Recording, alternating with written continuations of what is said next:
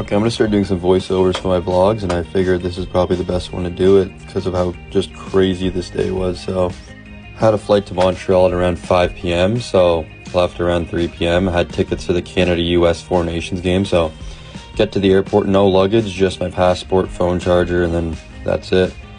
Get to the airport, watch the Sweden-Finland game as I'm waiting to board my flight, which is supposed to leave at like 6 p.m.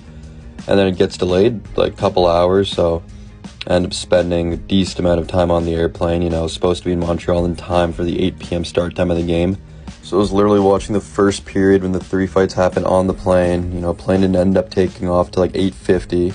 It landed in Montreal as the second period was wrapping up. So sprinted out of the airport, got in the first Uber I could get, just hauled my ass to Bell Center.